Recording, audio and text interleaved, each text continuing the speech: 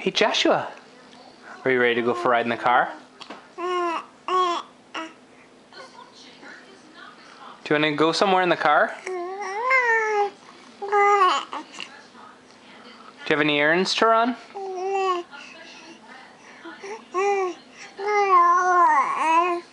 Mm-hmm.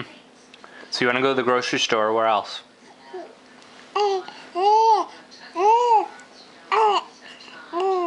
Okay, I think what you said is that you need to go to CVS to pick up a prescription, is that right?